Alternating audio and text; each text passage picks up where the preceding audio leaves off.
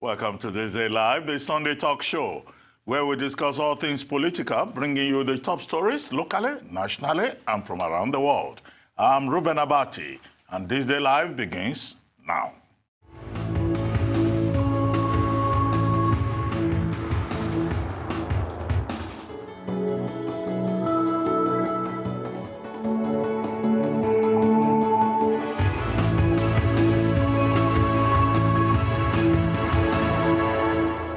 I'd like to welcome today's panelists. I have Chike Ogia, former Commissioner of Information, Delta State, Professor Anthony Killer, Director, Center for International Advanced and Professional Studies, and Professor Bola Akintanewa, Director General, Bolitag Center for International Diplomacy and Strategic Studies.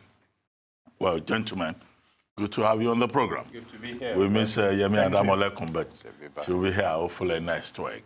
Let's start with the Russia-Africa Summit. Vladimir Putin, president of Russia, is signaling to the world this week that Russia has returned to Africa, hosting representatives of all 54 African nations, including 44 heads of state or heads of government at a retreat in Sochi. The big picture: Russia is already Africa's top arms supplier and is deepening relationships in areas like mining and security. Military cooperation is perhaps the quickest and most easily implemented sector. Russian-African military trade is currently valued at $12 billion and set to grow rapidly. Nigeria purchased 12 military helicopters at the summit, and a handful of other countries like Central African Republic, Namibia, Madagascar, and Uganda pushed for more tanks, planes, helicopters, missiles, rifles, and military advice, raising alarms in Washington and Paris. But President Putin's primary objective with the inaugural Russia-Africa Summit was to rattle the US and Europe, which have taken Russia's decades-long absence from Africa for granted. While they don't have the checkbook of China or the United States, the Russians have specific competencies a number of African countries need. In the meantime, African countries will have to wait and see. Well, the Russia-Africa Summit. I mean, Russia is not new to Africa. During the Cold War, Russia, the old Soviet Union, was quite present in Africa.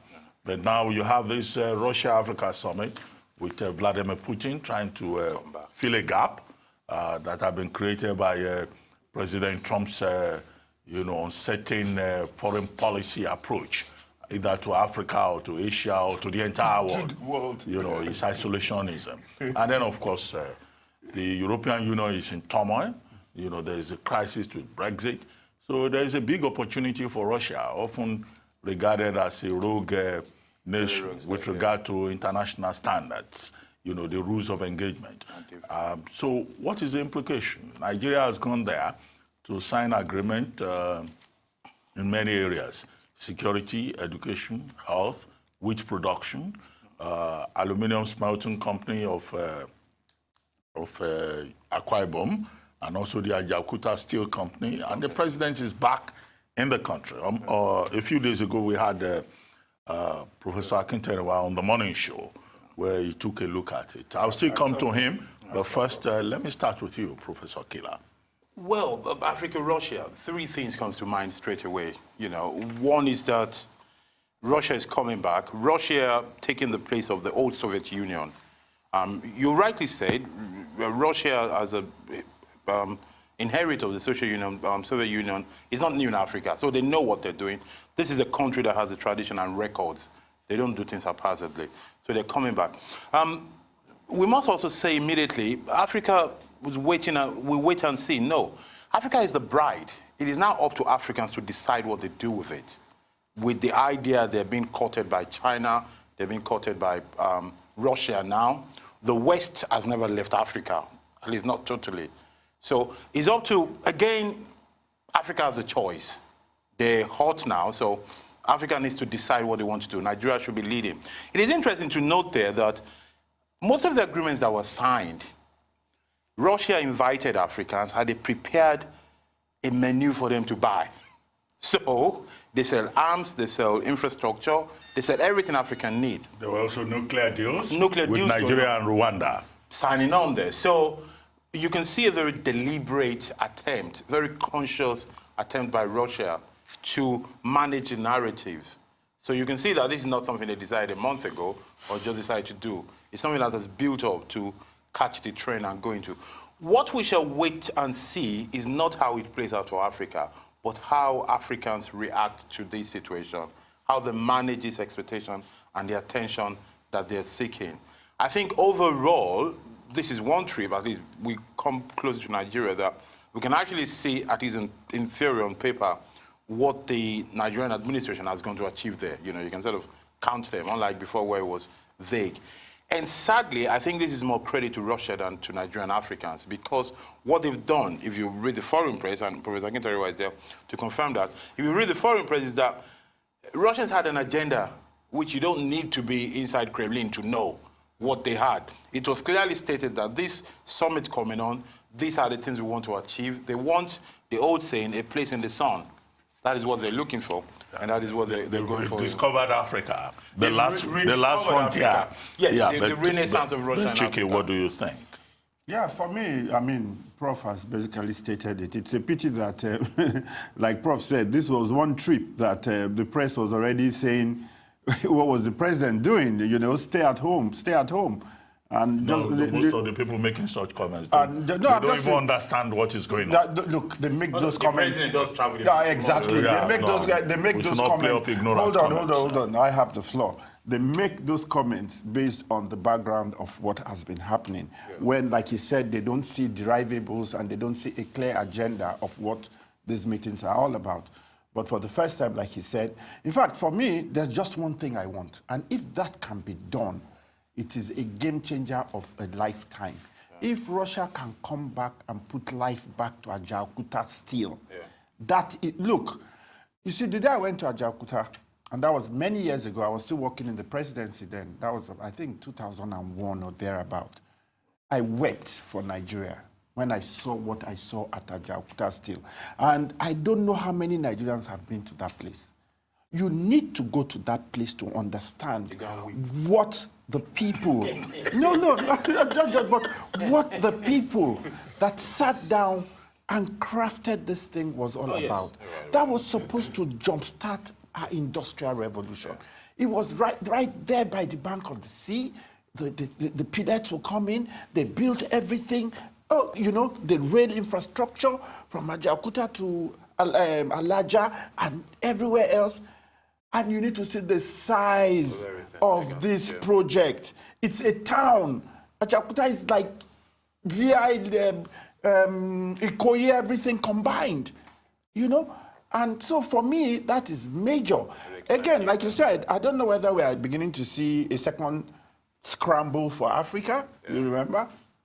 So if, like, Africa is the sitting duck, somehow or the other, our development in Africa has been deferred for so long, stunted. And if we've tried with the West, the Chinese are making their own inroads in, you know, roads and the other things they are doing. And if the Russians can add impetus to what would jumpstart Africa's, as far as I'm concerned, development. Yeah, they're very welcome. Very quickly. Because Africa is in a hurry to develop. Absolutely. You see, in an ideal world, what we should be saying that this is a battle of this generation, where other generations have failed. Yes. That the new relationship Russia-Africa should be that the generation managing it now should learn from the past and not make the mistake of the past, pre-colonial, post-colonial. We should now go to post-modern world. But the problem we have is that in reality, the generation managing has not changed. That is the issue we have. So the people managing have to sort of dismask themselves, unlearn and relearn what to do. Well, Professor Akintarewa, let me come to you. When you appeared on the morning show, I'd asked you a question. Now, yes, we signed all these agreements. We go into all these partnerships, either in Yokohama or at the UN General Assembly or with South Africa, but we don't always follow through. A 2016 scientific and technical cooperation agreement, under which about, there were 34 subsets of agreements, was one of the issues President Buhari brought up and said, look, we have to work on this. I mean, that's like 3 years after that agreement was signed. Now, what is the guarantee that we will follow through?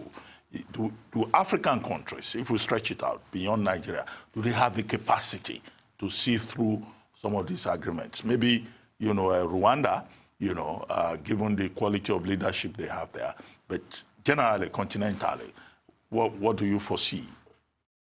You are eventually asking for a repetition of what Professor Killer has submitted here as a possible hypothesis, which is that, look, it depends on the capacity, the preparedness, the commitment of the African people.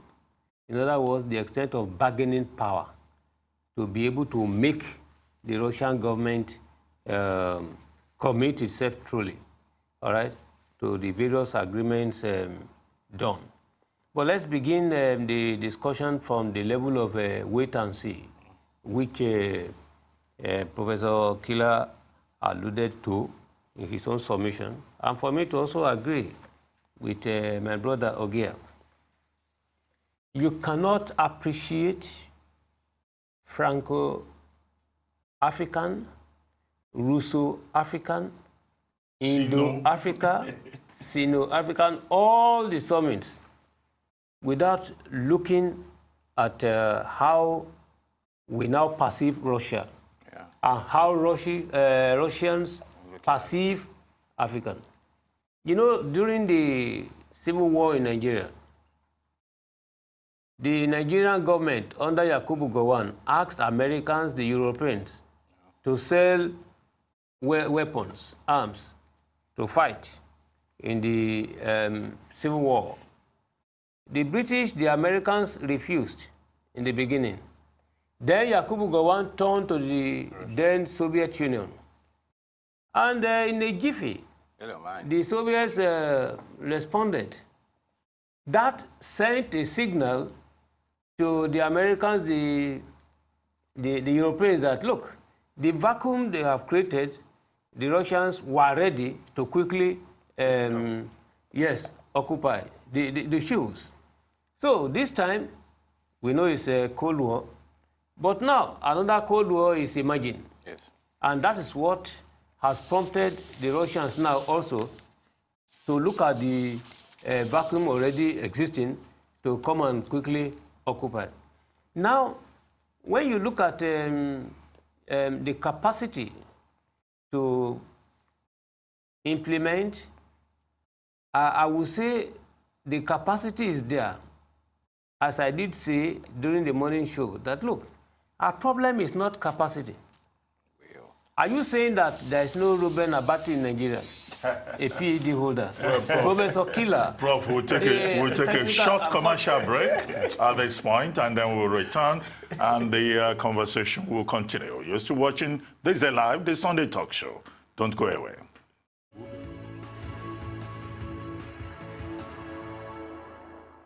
Welcome back to Thisdaylive, the Sunday talk show here on the Arise News channel. Still with me here in the studio, I have Chike Ogia, former Commissioner of Information, Delta State, Professor Anthony Killer, Director, Center for International Advanced and Professional Studies, and Professor Bola Akintenwa, Director General, Bolitac Center for International Diplomacy and Strategic Studies.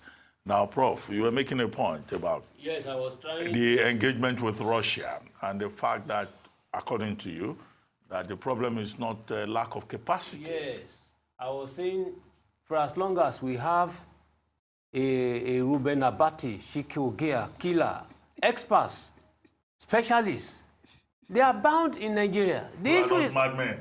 Yes, so you see, so the issue is that we do not take advantage of the intellectual resources we do have. That's the first point. But I foresee a major obstacle, a major problem that may neutralize what will others consider as a gains of the summit. One, Russia still strongly believes that Africa should be a source of raw materials for its development. But Nigeria's foreign policy stand, right from the time of Okoyaripo, I draw attention to it, says resources in Africa should not be exported for the development of other countries. What about the time we will have the capacity? We wouldn't have anything. The second problem is that Russia is planning to establish a military base in Central African Republic. Now, Nigeria kicked against AFRICOM, the Africa Command, that is that of the United States. And the policy of Nigeria, right from 1963, Jajawashuku, now they made it clear that, look, they are against the establishment of any foreign military base in Africa. That was why Nigeria and France were always at loggerhead. Yeah. So now, what we never condoned in the past, are we saying we are now going to change the policy stand? And this is likely to generate a lot of heated debate, especially if the Americans, who wanted to shift the headquarters of their African Command from Germany to Nigeria, we said no, and it was suspended for 10 years.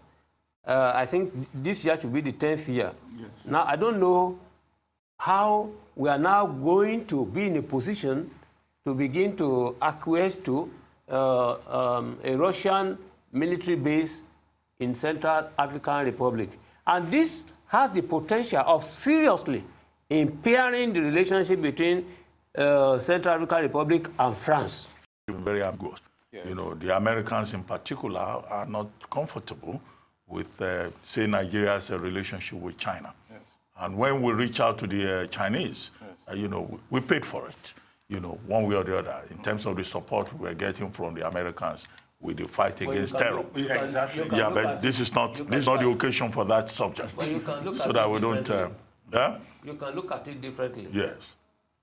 Under Valéry Giscard d'Estaing, President of France, yes. The agenda, the plan, was to have a tripartite understanding, Africa, United States, and France, all right, to manage Africa, quote and unquote. Yeah, but at the end of the day, the Americans went their own way. Yeah, anyway, Prof, okay. let's leave it at that and then take on another subject. And still in Nigeria, an Ikeja Domestic Violence and Sexual Offences Court has sentenced Adegboyega Adenekon, a school supervisor at Chrisland School, to 60 years imprisonment for child defilement. Sibyl Nwaka, the presiding judge, handed down the sentence after convicting Adenekon of a long-count charge of defiling a 2-year and 11-month-old pupil. Adenekon had pleaded not guilty to the charge filed against him by the Lagos state government. But while delivering a ruling, Nwaka described Adenekon as a wicked, conscienceless, and an animal who is not worthy of walking on the streets of Lagos. 7 witnesses, including the pupil and a mother, testified for the prosecution, which closed its case on March 14. The victim had told the judge how she was defied by the 74-year-old supervisor of the school. Now, this sounds really terrible. 47 years old. We've had many cases of rape, you know, but I mean, defiling a 2-year-old, that looks like really, you know, it speaks terrible.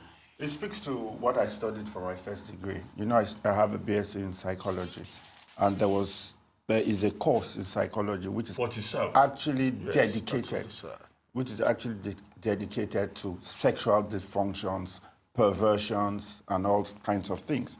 It's an illness. It's a mental illness. This guy is sick.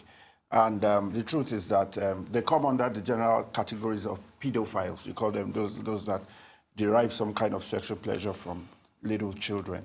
I think it is evil and abominable. And like the judge said, it's not just he not being worthy walking the streets of Lagos, but he shouldn't walk the streets of anywhere. Exactly. Exactly. And 60 years old. 60 years, yes. No, it's 47 years. Is it 47? I thought the sentencing is 60. This, okay, but yeah, that's fine. I mean, I know how this 60 years. Yes, yes. But if he I mean, he's 47 years now, and he's been sentenced to 60 years, he's going to be 100 and what when he gets out. So if he makes it, that's where he should be. He should stay. It's almost like passing a life imprisonment on him. Because the truth is that There's no place for that kind of behavior in a civilized world, in a civilized society. And while they are at it, I think they must have some department of psychiatry or whatever that can look into his many issues. The guy definitely is sick, you know? Well, Prof, you are the chief campaigner of the anti-corruption movement in Lagos. This looks like a form of corruption, isn't it? But I think what is more important is that we have some NGOs that have now gone online to say, look, this is the face of a pedophile. You know, this man is an animal. This is what has happened. You know, do you think that that kind of advocacy will help to reduce this kind of animal behavior? People defiling 2-year-olds, you know, even babies, you are younger. I mean, what kind of person would do that? I think calling him an animal is still prestigious, is still honoring.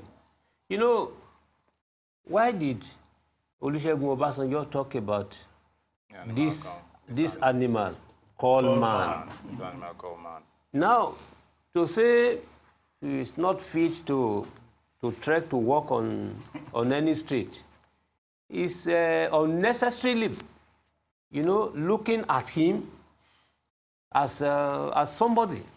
I think he does not deserve, for God's sake, he does not deserve all these sentiments at all. When you say he's 47 as of today, 60 years of imprisonment, 107, that's where he belongs to. Please, you go to Indonesia, you go to Malaysia, all these people, Nigerians there, they do not want to leave prison. They live well. So, what type of imprisonment are we giving him? Is it an imprisonment that will enable him to sit down comfortably, etc. all along? There's no imprisonment like that in Nigeria. That's where I'm coming to. So, he should be, no, we have good prisons in Nigeria, please. If you go to Kaduna, you have been there? You have been there before? Besides, no. You are giving a testimony? Let somebody who has been there talk. Please, I don't know what you mean by good prisons. I was, for God's sake, I'm a lawyer and I've been to prisons all over. You know, when I was essay to Minister of Interior, yes, sir. I had the opportunity to visit all the prisons in Nigeria. Yeah. Oh, okay, because you need to clarify it. Yes, so what people think that you have been there before. We were there. You see where the padlocks put there in 1911. That's what they're still using in Calabar all along. When you go to Kaduna, for instance, there is what they call open prison. Now, those who behave well, etc., they are allowed to go out in the morning and come back at 4 p.m. But if you make the mistake in your life, you come at 4:01 second. That second, you forfeit the something. So I am saying that this type of person, this Adeneka, for God's sake, I don't know. If it is possible to carry him by chariot to hell directly. That's the best place that's for where. right? Because for a 2-year-old person. I agree with you, Prof. I agree. No. But Prof, you may be guilty of contempt of court. You are trying to vary the judgment of the court. That is the judgment of the court. Yes. For the people's court. Yes. We are also a court. We are entitled to I use the word evil. Evil is not enough. Evil is not enough. Quickly, Anthony Killer, your take on this? Well, my take is, I think the key thing beyond what they've said is the idea that people are standing up and speaking.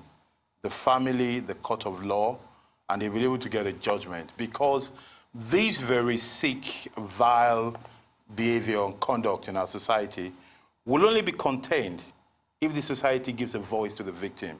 If the victim know that they can talk to somebody and that there will be a reaction, evil perverts where there is impunity. That's right. And from this very odd one to the more practical idea, or even the sex for cash thing going on that we've all heard about. That's why it's even better.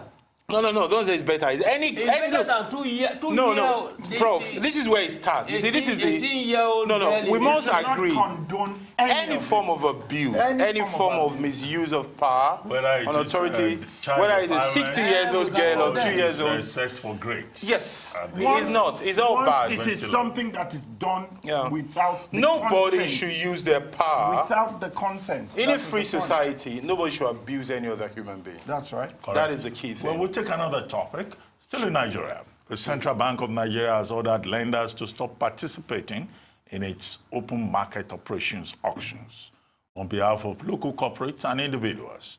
The Apex Bank attempts demand management to reduce its open market operations liabilities and return the liquidity management tool to traditional use. In a statement issued during the week, the Central Bank of Nigeria directed deposit management banks to strictly adhere to the rule. Now, this has been an interesting subject during the week. You'll recall that on July 3, the Central Bank of Nigeria issued a directive that loan-to-deposit ratio for deposit money banks should be, the minimum should be 60%. The cap originally was 80%, and then there was a rush of compliance, and then, of course, the central bank said it will raise it to 65%. But let's take a short commercial break now. When we come back, we'll have a conversation around this subject. It's still the Sunday Talk Show. Don't go away.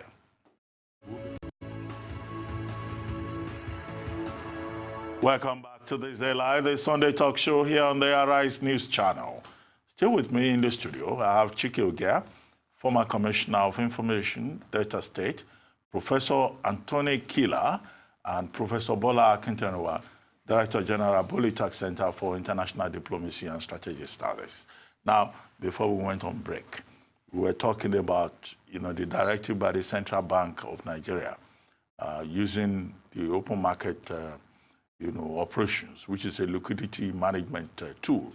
One, to shore up dwindling reserves. Two, to increase lending.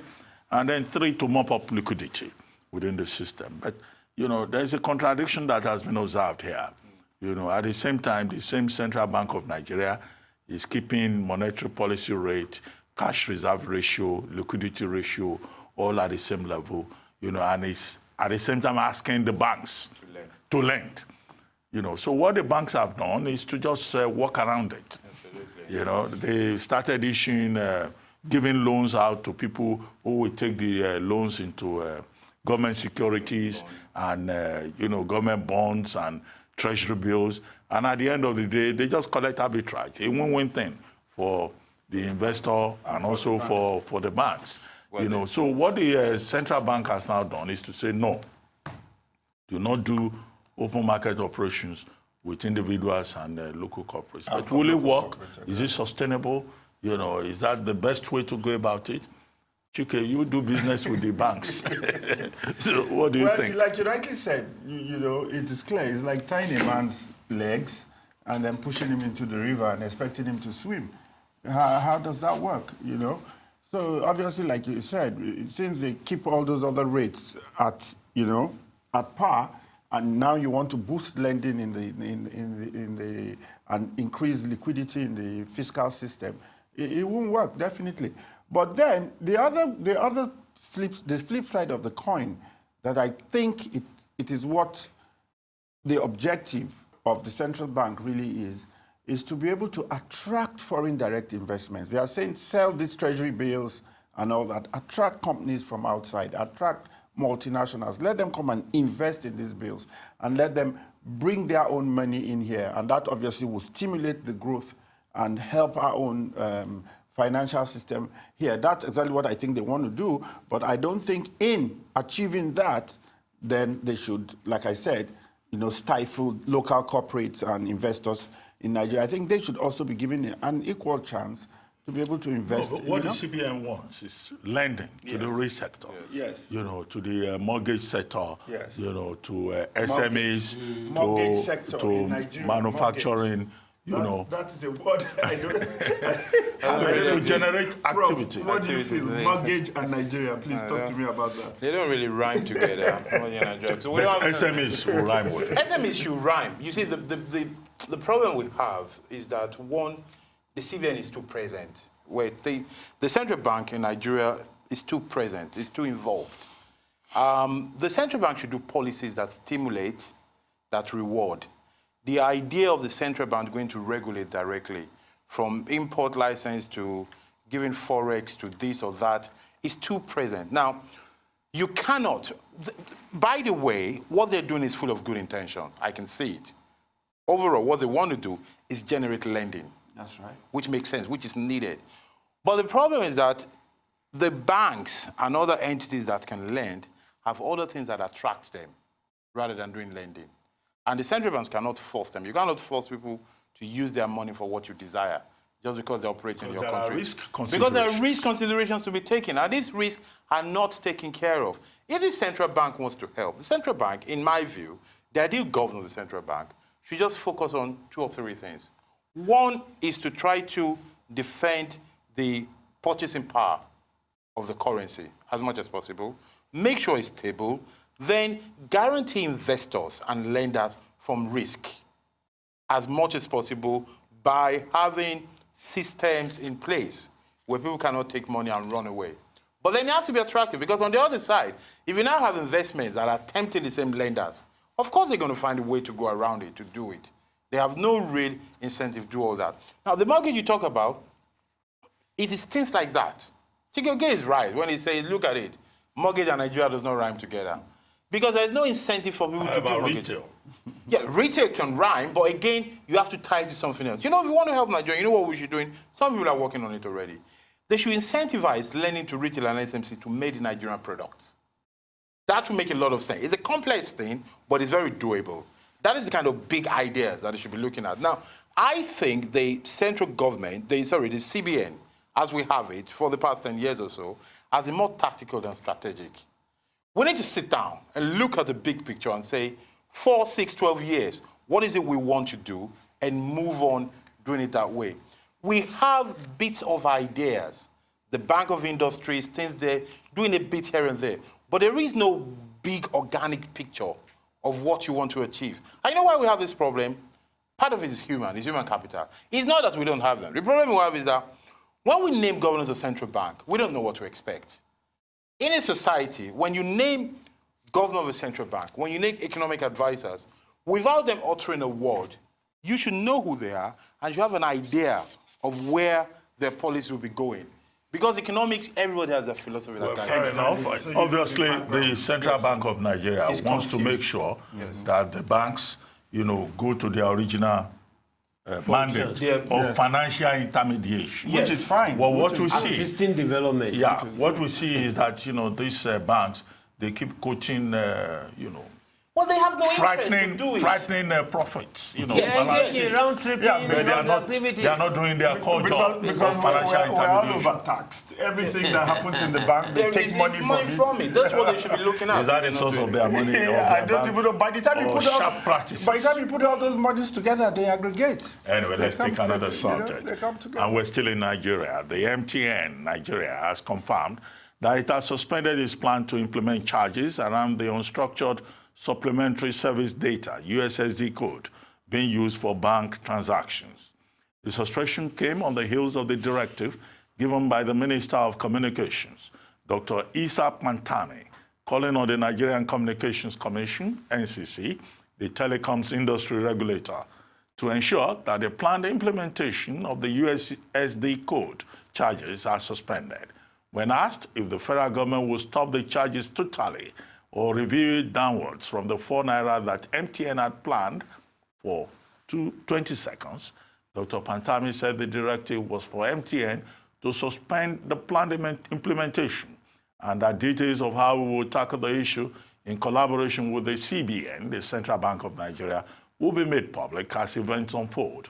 MTN Nigeria says it is ready to engage with stakeholders in the industry to find a solution to the USSD access charge dispute. Now, we all use phones. We all probably do mobile banking. Yes. So, Professor Kila, let me start with you. Yes. What's your take in this matter? Why is it that MTN or other telecom companies... No, MTN. Let's talk about MTN. Yeah, no, well, but the allegation is that other companies are doing it too. As well, yes, as well, yes. You know, so why would that happen and the Ministry of Communications would not know about it? The Nigerian Communications Commission will claim not to know about it. And then the body of bank CEOs will come and say, well, we don't know anything about this, although it has been established that the bank CEOs were lying. Yes. Because the documents have been published to show that, in fact, there was an engagement between the banks and, you know, MTN in particular, and what is called the Association of Licensed Telecom Operators of Nigeria, ALTON. You know, so what is this all about? Are we in a situation where the consumer will end up holding the short end of the stick? Killer. Yes, it is a conspiracy based on confusion against consumers. And that is, it's a kind of CCC. That is where we are. Conspiracy based on confusion against consumers. Because this is what is going on. On one side, the CBN and indeed the government of Nigeria is pushing cashless policy. On the other side, there are charges for cashless operation.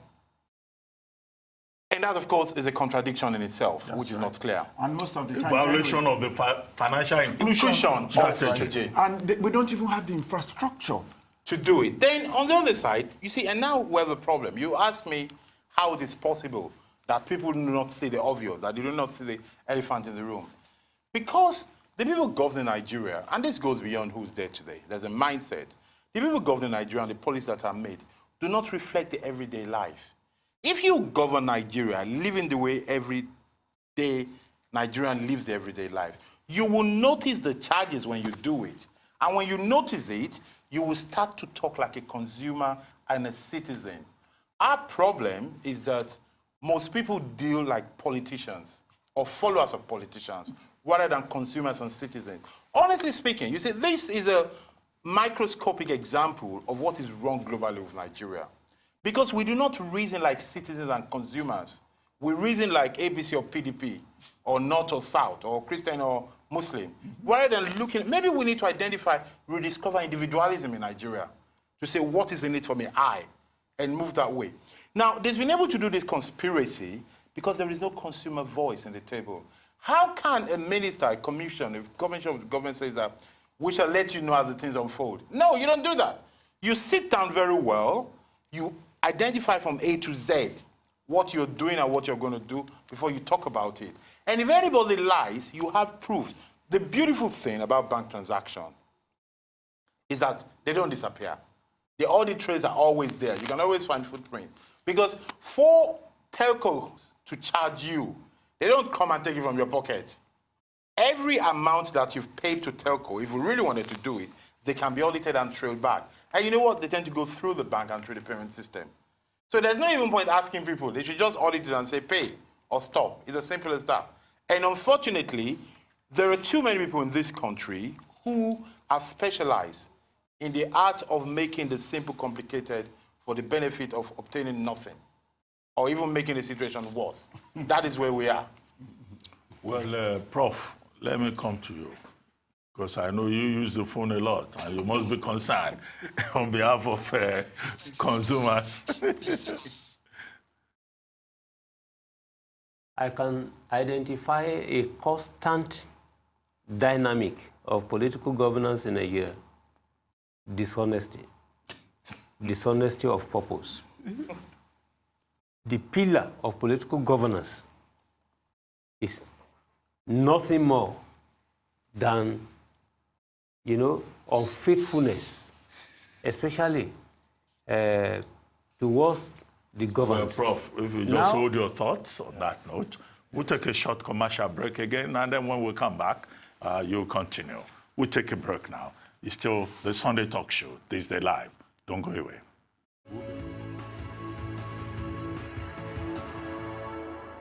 Welcome back to Thisdaylive, the Sunday Talk Show here on the Arise News Channel. Still with me in this studio, I have Chike Ogia, former Commissioner of Information, Delta State. Professor Anthony Killer, Director, Center for International Advanced and Professional Studies, and Professor Bola Akintenewa, Director General, Polytech Center for International Diplomacy and Strategic Studies. Now, Prof, before we went on break, you were, talking about dishonesty in how that's Yoruba you're speaking. You mean yes? Yeah. Dishonesty in the management of Nigerian affairs in relation to the telecom saga we were talking about. Yes, I'm just touched by the fact that the telcos, the banks, will be debating, quarreling that you knew about it. You cannot deny. And yet, the agreement they did, everything had now been made known. So, how will, as you did ask, the government of Nigeria will now claim not to know that consumers are paying? No, it's ridiculous.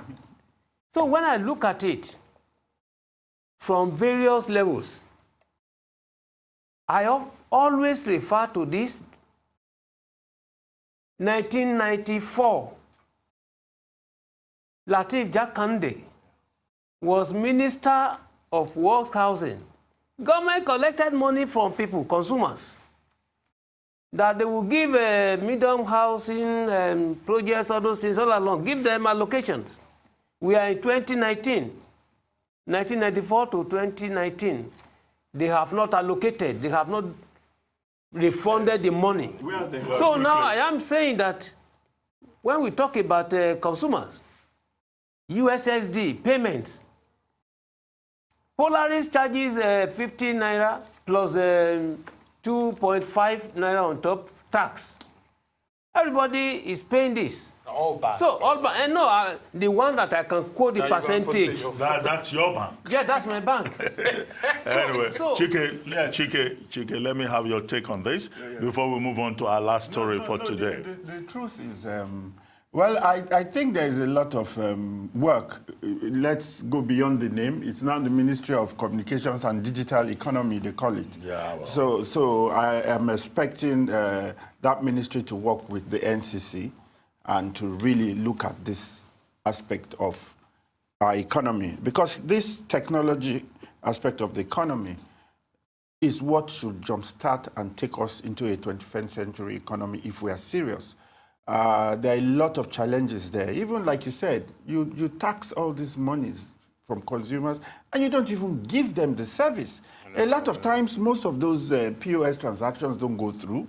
You get a lot of issues. You see people getting so upset, and all of that. But the truth is that, like he rightly said, it's something that permeates, all through our economy, whether it's... but unfortunately, we have a Consumer Protection Council. Yes. What is that council doing? Yes, and I know the lawyer in charge of it is my good friend, and I expect him to pick it up and, be able to handle Let's take our final subject, and Professor Killer, you get ready.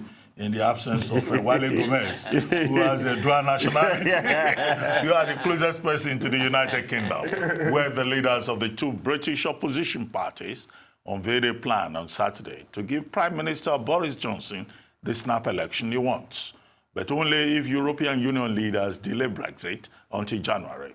The Scottish National Party and the Liberal Democrats, who between them have 54 members of parliament in the 650-seat House of Commons, said that a 3-month delay to end of January will see them put forward plans for an early election on Tuesday. The Prime Minister has pushed for an election twice to try and break the deadlock, but so far opposition parties have voted the motion down.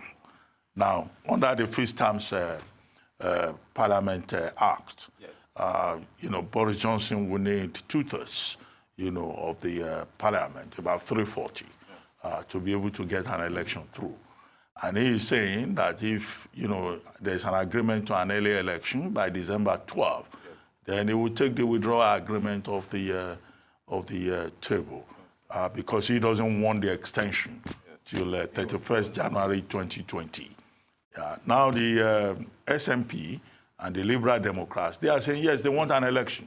but they want it by, is it December 9? Yes. When students will still be in school. Yes. What's your take? You are the closest person in the absence of Ali Gomez to the UK. Well, I think it's a conundrum going on there. It's this is what happens. It's always chaos when domestic policies and international policies mix up.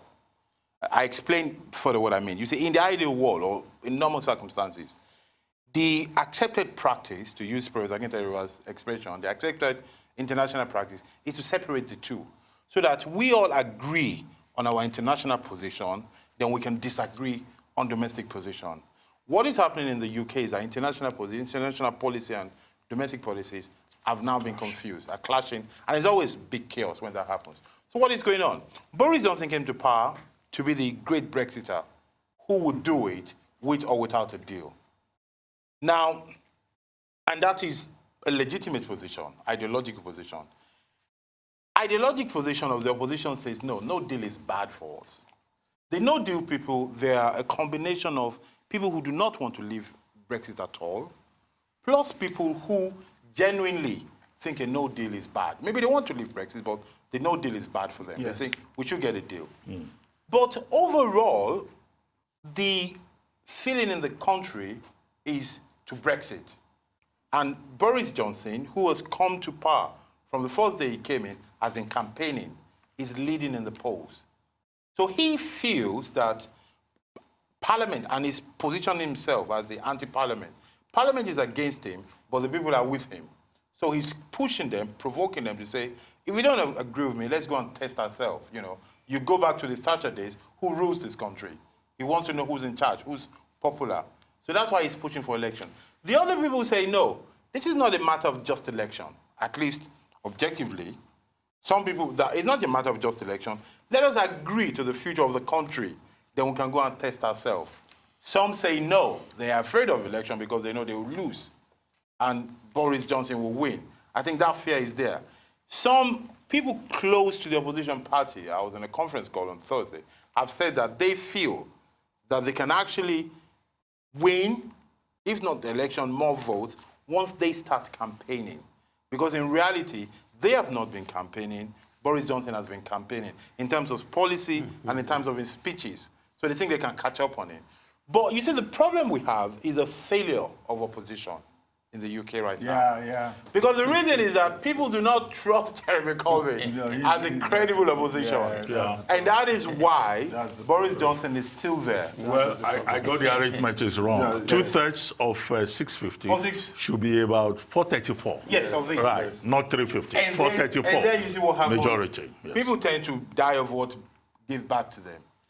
Boris Johnson was made by Cameron, in the sense that it was David Cameron who allowed the referendum to happen. That's the Brexit thing. And it was still David Cameron's government that did the parliamentary act to hold him down. Because the norm is that without that act, this must be said, a normal prime minister would have called for election. That's right. Very good. But he can't do it. Because we have less than 40 seconds to go. For me, quickly, he talked about a conundrum, and I agree. The big elephant in the room is Northern Ireland, if you ask me. And, they are trying to do those. I mean, the thing is so complicated. If the goods are made in the UK and you can show that 90% of the resources are from the UK for making it, then it can go through without any taxes and all that. And, it's not going to work. I have come finally to the conclusion that Boris Johnson is not for Brexit and is not for Remain. Boris Johnson is for Boris Johnson. I know that the subject is very interesting, but we've got to call it a day. We'll continue next week. Brexit is a living subject still. You've been watching This Day Live, the Sunday talk show here on Arise News. I'm Ruben Abati. From our entire team here in Lagos, it's bye for now, and thank you very much for watching.